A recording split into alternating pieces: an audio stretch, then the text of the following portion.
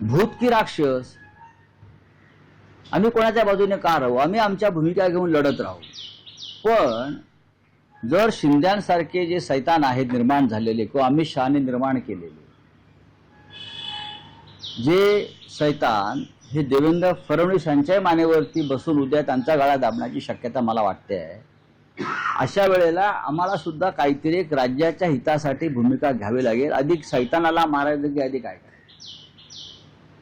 तर आम्ही पाहू ना उद्धवजी निर्णय घेतील या संदर्भात. सर, आज सगळे जे खासदार 6 खासदार गेले होते ते आज मुंबईत येणार आहेत आणि 4 वाजता पत्रकार परिषदेत दिल्लीवरून येणार आहेत. काल ओमराजेंनी आपली भूमिका स्पष्ट केलेली आहे.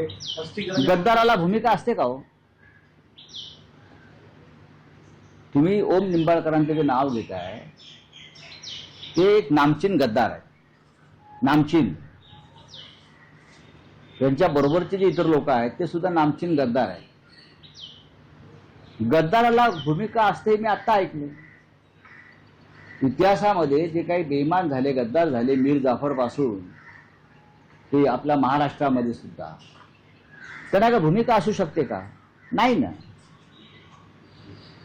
जर महाराष्ट्राच्या स्वाभिमानाची कोणाला चिंता असेल तर या गद्दारांना गद्दारच म्हटलं पाहिजे, बेईमान म्हटलं पाहिजे, महाराष्ट्राचे शत्रू म्हटलं पाहिजे, मराठी माणसाचे दुश्मन म्हटलं पाहिजे.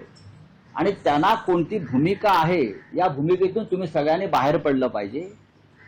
शिवसेना तोडणं म्हणजे महाराष्ट्राचे तुकडे करणं आणि अमित शहा ते शिंदे गटाच्या माध्यमातून करतायत. शिंदे हे अमित शहाचे कॉन्ट्रॅक्ट किलर आहेत. जसे पूर्वी अंडरवर्ल्डमध्ये दाऊदचे होते कॉन्ट्रॅक्ट किलर, करीम लालाचे होते कॉन्ट्रॅक्ट किलर, युसुफ पटेलचे होते कॉन्ट्रॅक्ट किलर, तसे शिंदे आणि त्यांचे लोक जे आहेत हे अमित शहाचे कॉन्ट्रॅक्ट किलर आहेत. आणि हे कॉन्ट्रॅक्ट किलिंग जे आहे हे महाराष्ट्र नेस्तनाबूत करण्यासाठी. पण रावसाहेब, काल दिवसभर म्हणजे ओमराजे शिंदे जोपर्यंत राजकीय भूमिका मांडत नव्हते तोपर्यंत शिवसेना उद्धव बाळासाहेब ठाकरे पक्षातून टीकेचा सूर मवाळ झाला होता. पण जशी त्यांनी राजकीय भूमिका घेतली, शिंदे शिवसेनेबरोबर जाणार असं त्यांनी म्हटलं, तेव्हा आता पुन्हा एकदा त्यांना गद्दार आणि सगळ्या गोष्टी पुन्हा बोलल्या. नाही बघा, तुमचं कारण त्यांची मनधरणी करण्याचे प्रयत्न झाले. त्यांची अजिबात त्यांची अजिबात मनधरणी कोणी केली नाही. त्यांना वस्तुस्थिती आणि परिस्थितीची जाणीव करून देण्यासाठी त्यांचे मित्र कैलास पाटील त्यांना भेटले. त्यांच्याबरोबर वरुण देसाई होते. लक्षात घ्या, शिंदे गटामध्ये गेल्यामुळे त्यांच्या वडिलांच्या आत्म्याला शांतता मिळणार असेल. 20 वर्षापूर्वी ज्यांची हत्या झाली, शिंदे गटामध्ये गेल्यामुळे त्यांच्या वडिलांचा आत्मा जो समाधीमध्ये आहे बरं का, तो त्यांना आशीर्वाद देणार असेल तर तो त्यांचा प्रश्न आहे. आता ज्यांनी ओम निंबाळकरांनी ज्यांच्यावरती आरोप केले ते त्याच आघाडीमध्ये आहेत ना, युतीमध्ये, आणि हे त्या मांडीला लावून बसतील. हा निर्लज्जपणाचा कळस आहे आणि स्वार्थाचं शिखर आहे. या लोकांनी ओमच्या वतीनं कोणी पैसे घेतले, पहिले 15 कोटी, ही सगळी माहिती उद्धव ठाकरेंना. कुठे कुठे कसे कसे पैशाचे व्यवहार झाले. विकास विकास विकास जो आपण म्हणतो, विकासासाठी गेलो. मराठवाड्याचा काय विकास भाजपने केला आणि तुम्ही काय करणार आहात?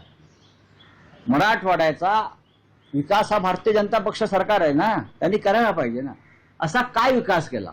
विकास हा मतदारसंघाचा होत नाही फक्त सरकारकडून, विकास हा प्रांताचा आणि प्रदेशाचा होतो.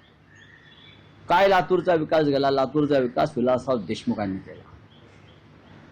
धाराशिवमध्ये जे काही आज तुम्हाला दिसतात गोष्टी, त्या एकतर शिवसेनेचं राज्य असताना, युतीचं राज्य असताना झालेला विकास आहे. साखर कारखाने उभे करणं म्हणजे विकास नाही. सर्वत्र जो विकास आहे हा सामुदायिक विकास होतो. खासदारांना वाटत असेल की आम्हाला 100 कोटी मिळाल्यामुळे विकास झाला म्हणजे व्यक्तिगत, असं नाहीये. रावसाहेब, काल